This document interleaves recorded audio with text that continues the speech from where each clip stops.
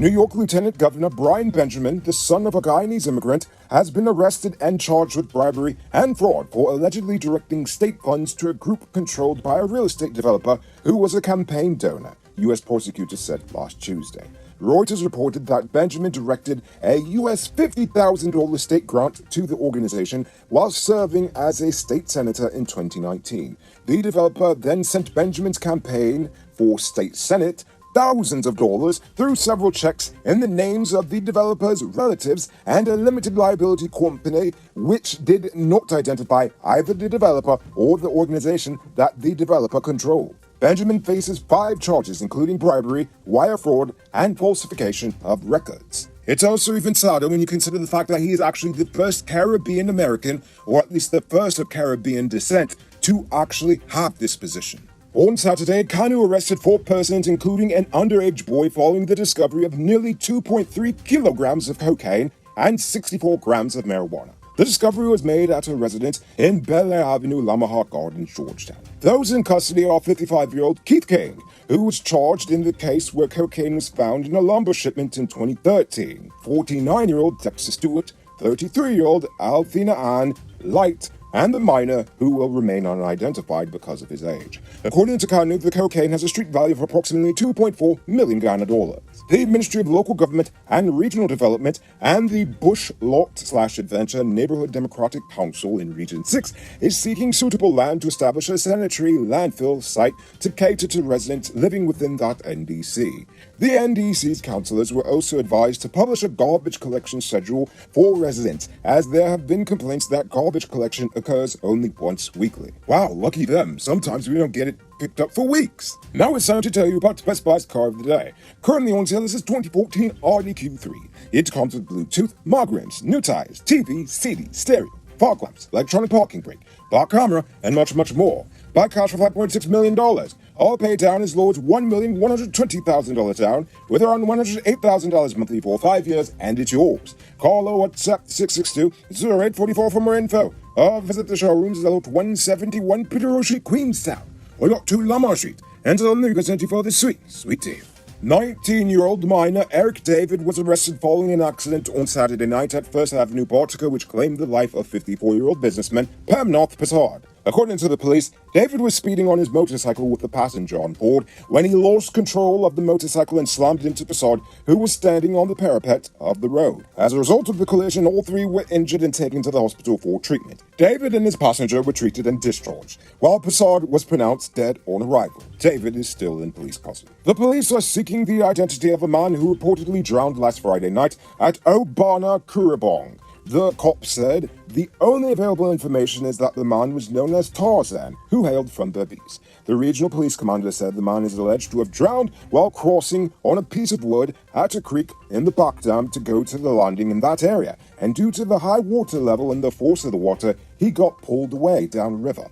His body was recovered on Sunday. 27-year-old laborer Yardan Jacobs and his cousin, 29-year-old businessman Steve Bacchus, are currently nursing gunshot wounds after the two were shot during an argument in Sophia over the weekend.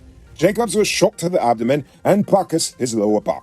Reports are that Jacobs was hanging out with some friends when he got into an argument with an individual.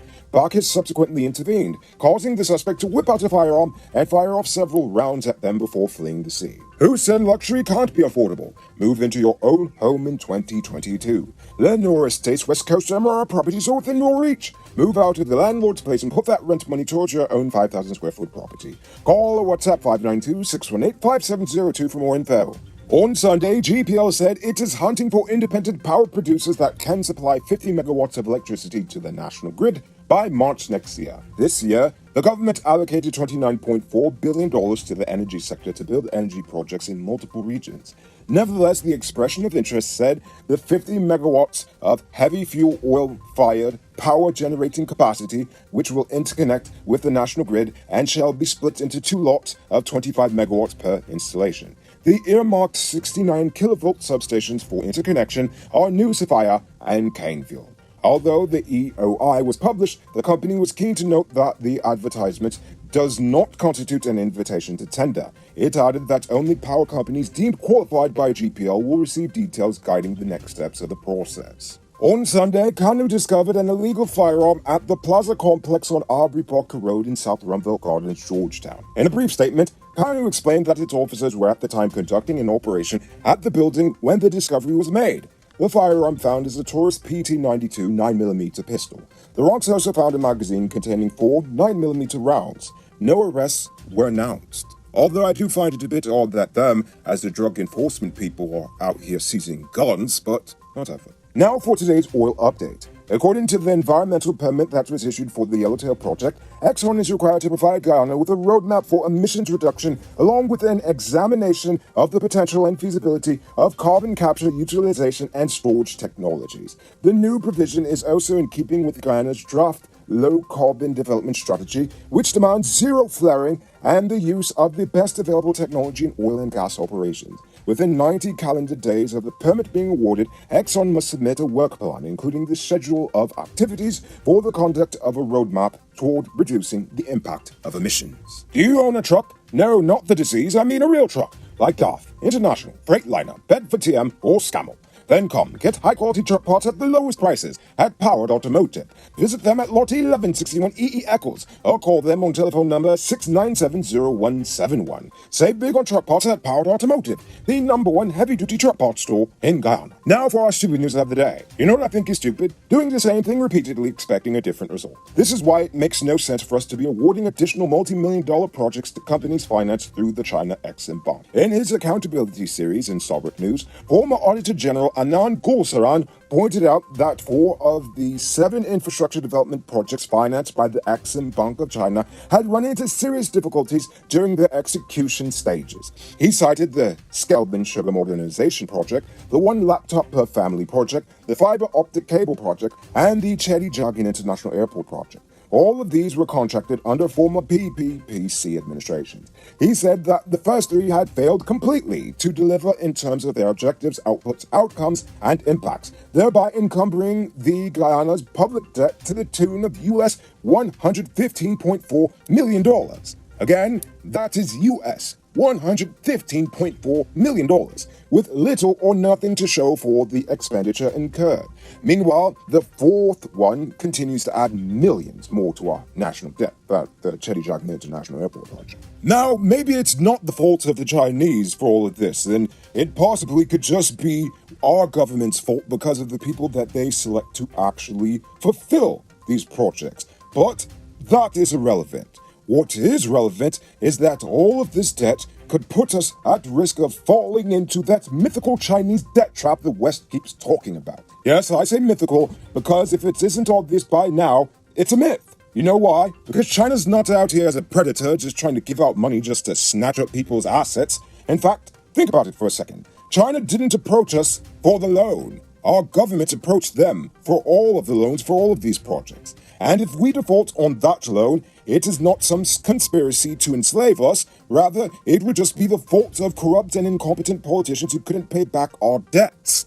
And if you ask me, that is pretty stupid. Now for our Uncut News Views Poll question of the day. Every day we pose a question about current events in Ghana, the region, the diaspora, and how you feel it relates to us. On Friday, I ask, what questions do you have for me? I Am Bantu says, do we have a model of the new Demerara Bridge so that people can see what they're getting their money for? My hope is for a 4-lane suspension bridge. It's the most logical option. I agree. And actually, yes, the government released an image of it a couple weeks ago. Well, that's about it. Dopamine says, please explain the ring fencing provisions for some citizens. Some people think it's an actual fence in the sea. Please enlighten them. No problem. That'll actually be the topic of tomorrow's oil update. Raymond Barrett says, will you accept a position as an advisor to the president? Absolutely not. Giving people money and a title is actually the PPP's preferred way to silence opposition.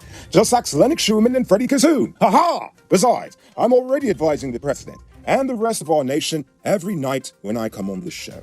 I mean, but to be honest, I wouldn't be opposed to actually speaking with the president, but I wouldn't take up a position. Roger Wilson asked, why do you rush the news? Are you paying for airtime? No, of course not. I just have a really, really short attention span. Aha! No, but for serious though, it's because we want to give you a program with all the top stories of the day, plus commentary, all under 10 minutes. Richie K says, what do you think are the biggest issues facing the nation? Many issues. But honestly, the top three ones I could think of at the moment is 1. The government doesn't seem to have a true plan for holistic national development, just a checklist of campaign promises to fulfill. 2. I don't believe that they are being realistic about the actual impact of the oil industry on the nation, both positive and negative impacts. And 3. There are simple changes that could be done to improve the lives of the average Guyanese citizens, and it's not being done for whatever reason. I'll elaborate more on each of those concerns tomorrow. Before we get to tonight's question, you can multiply your cash by selling digital top-up. This is a legit way you can earn some extra money at your business or to supplement your current hustle. Become a top-up vendor quick and easy by linking with Cellular Plus. Call them on telephone number 685-3109 for more info. Now for tonight's question. I'm doing it one more time for the people who missed out on Friday. What questions do you have for me, Noriko? So think about that question and tell us in the comments below. If your response is good enough, we just might feature it in our next episode. Anyway, that's all the time we have for tonight, and check us out tomorrow for another. Until then, I'm Rico Bullfoot saying good night, folks.